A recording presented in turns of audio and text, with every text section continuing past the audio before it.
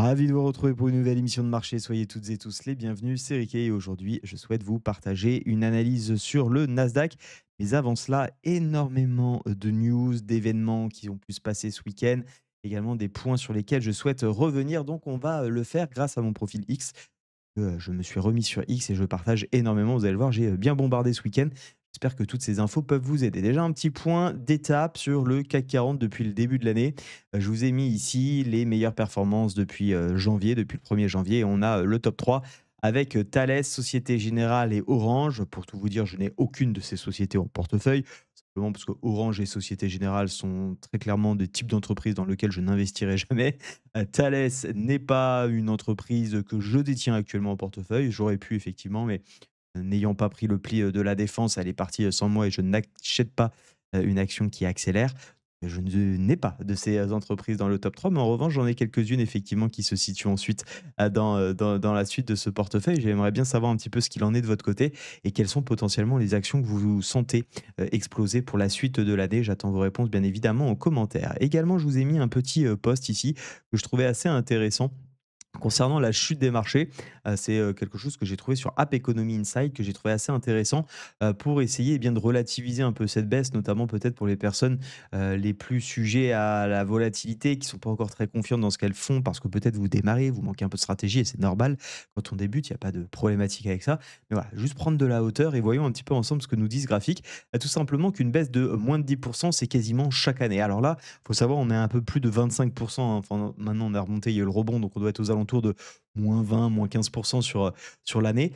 Faut savoir qu'il y a une correction de -20 également tous les 4 ans. Donc c'est pas quelque chose finalement de si exceptionnel que ça. C'est pas commun, je vous l'accorde, mais ça arrive malgré tout une fois tous les 4 ans.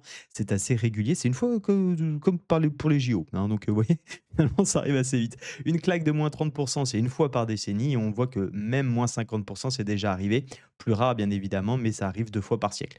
Donc à noter malgré tout que si jamais on arrivait dans ces niveaux-là, bah, ça serait potentiellement des grosses opportunités, bien évidemment, pour charger un peu plus. Je vous ai fait pas mal de, comment dire, d'analyses bien détaillées. J'en ai fait une sur LVMH, j'en ai fait sur Google, j'en ai fait sur Schneider Electric.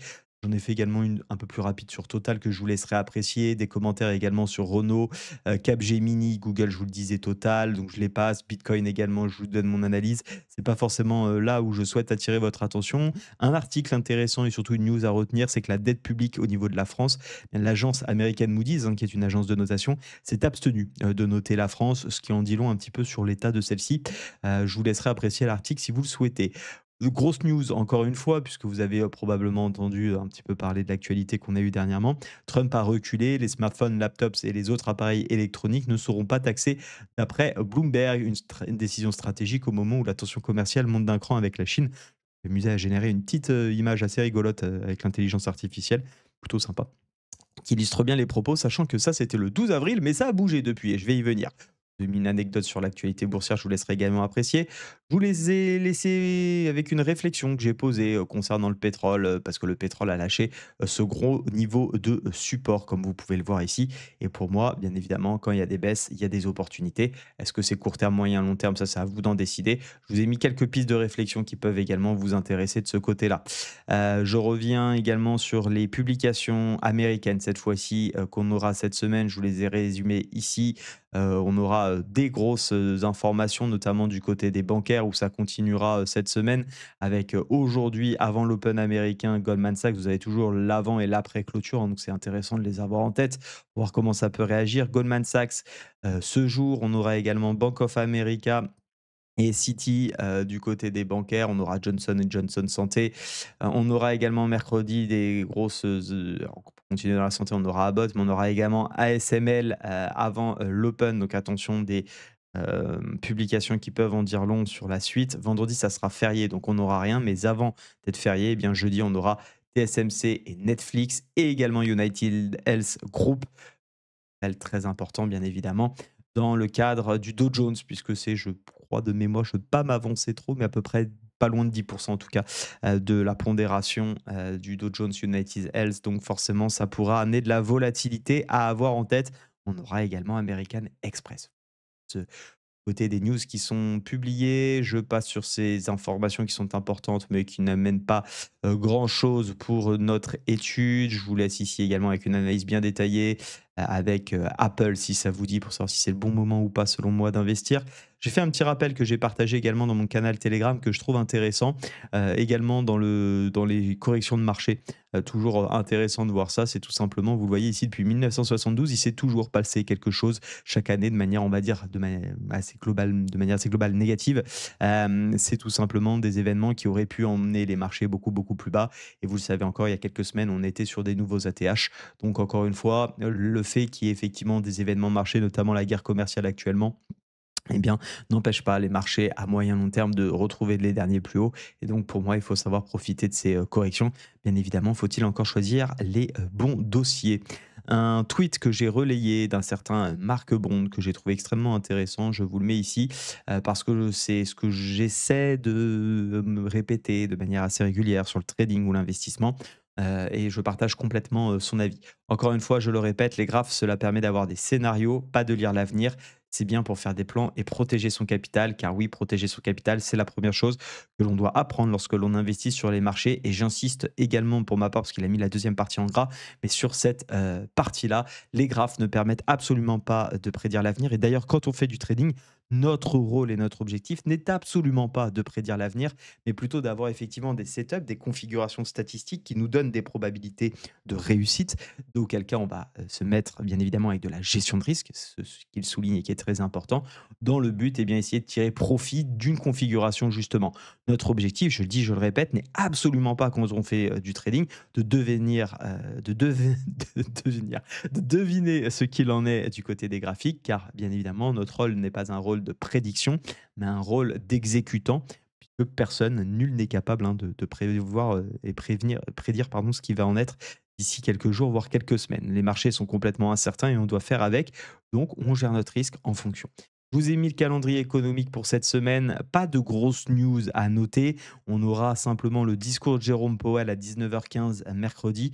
Et vous le voyez, pour raison de vendredi saint, vendredi, les marchés seront fermés. Voilà un petit peu du côté de l'actualité. Je vous laisse me rejoindre, bien évidemment, si vous le souhaitez, pour pouvoir aller plus loin sur toutes les news que j'ai pu partager. Je suis sûr qu'il y a plein des éléments qui pourront vous aider. Concernant le Nasdaq, vous vous souvenez peut-être la semaine dernière, je suis longtemps passé dessus. On a passé 2 ou 3 émissions, dessus.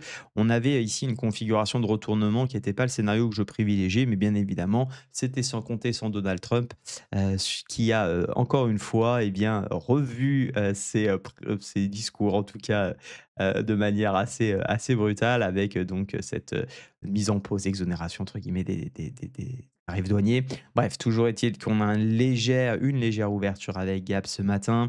On voit qu'on est bien revenu tester ce niveau également de double bottom pullback. C'est là où on s'était arrêté vendredi quand j'ai fait ma vidéo et je vous avais dit bah, pourquoi pas essayer de jouer à l'achat. Je l'avais dit également, pour ma part, je ne prendrai pas ce trade à l'achat pour une simple et bonne raison, c'est qu'on est beaucoup trop dans des dynamiques qui sont baissières. Maintenant, il faut quand même noter qu'on a une énorme englobante. Donc cette englobante peut être un signal acheteur. Pour ma part, sur du trading, j'attends quelques confirmations supplémentaires parce qu'on est trop dans une dynamique, de théorie de dos qui est encore baissière. C'est la simple raison qui explique que pourquoi je ne cherche pas des achats. Ça ne veut pas dire que je bombarde les ventes comme un malade, hein, j'attends simplement des zones qui peuvent être intéressantes. La zone que je vais observer, c'est la zone des 20 000. Si on a un rejet, j'essaierai d'accompagner jusqu'à la zone des 18 500 probablement pour essayer de jouer, cette nouvelle impulsion baissière qui pourrait potentiellement se mettre en place. Maintenant, il ne faut pas non plus être complètement dupe, être complètement fermé et vendre parce que le marché baisse. Il faut aussi être capable de déceler s'il y a un retournement de tendance. Et qu'est-ce qu'on pourrait avoir? Bah, déjà, là, on a un premier.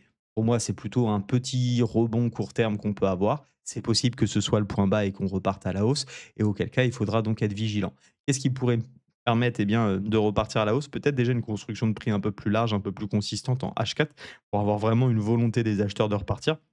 Encore une fois, ça peut très bien repartir en V-bottom ici et donc partir très, très fort, très haut. Dans ce cas-là, eh bien, on peut très bien s'appuyer sur des retracements de Fibonacci et notamment aller chercher ce 0,618 que vous voyez ici qui sera effectivement pour moi eh bien, le niveau d'invalidation entre guillemets de la tendance baissière. Si on casse ce niveau de polarité et qu'on vient effectivement casser 0,618, on aura un retour haussier, pourquoi pas, sur la zone des 20 900. Et si on casse cette 20 900, et c'est là où je serai d'autant plus à l'aise, c'est venir récupérer ce qui avait permis de retourner la tendance haussière, c'est récupérer la zone des 20 900 et donc de continuer à l'achat.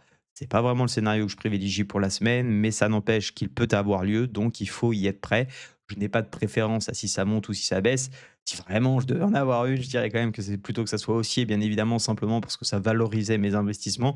Surtout que j'ai très bien acheté, pour le coup, quasiment sur le point bas, tel que je fais du DCA, mais j'ai des niveaux également où j'investis plus fort si jamais on retrace. Il y avait notamment le niveau des moins 20%. On avait eu de la chance, on avait ouvert avec Gap le lundi 7 février, ce qui m'avait permis bien d'acheter dans cette mèche un petit renforcement. Donc vous voyez, pour l'instant, ça se valorise pas mal. Elle, encore une fois, ce n'est absolument pas du trading, c'est de l'investissement sur ETF du SP500. Donc là, je suis sur le Nasdaq, mais on avait également la même config sur SP500. Maintenant, encore une fois, dans mon trading, je trade les tendances et la tendance pour moi en daily, elle est baissière. On a cassé cette oblique, on n'a pas de théorie de dos qui est inversée, donc je privilégie les ventes. Les ventes, si on revient effectivement lâcher cette zone des 18 356, ou alors tout simplement, je vous ai dit, j'achèterais si on casse cette zone, mais tant qu'on n'a pas cassé cette zone et tant qu'on a ce 0,618 et cette petite zone de polarité ici, d'ailleurs qui avait été retestée ici et qui peut faire obstacle, eh bien je cherche plutôt des ventes sur le court terme. Important de dissocier hein, ces deux phases que sont le trading et l'investissement.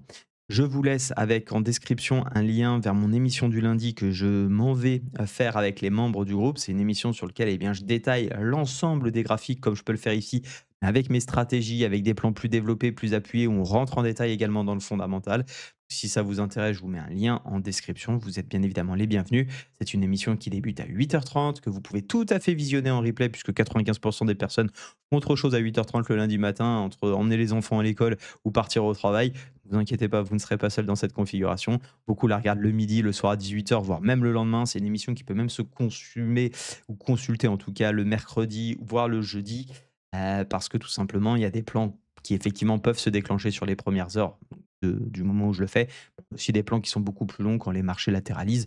Et donc, ça laisse largement le temps. On est plutôt sur des optiques day trading et surtout swing trading. Si ça vous intéresse pour passer peu de temps derrière les écrans, avoir des plans tout faits sur lesquels vous pouvez vous appuyer parce que je les explique, je les détaille et charge à vous effectivement d'avoir confiance dans ceci ou non, eh bien vous les choisissez et à partir de là, eh bien vous pouvez appliquer votre trading. Voilà, je vous ai tout dit pour aujourd'hui. Soyez prudents sur les marchés. On se retrouve dès demain et bon courage pour cette semaine. À très vite. Ciao.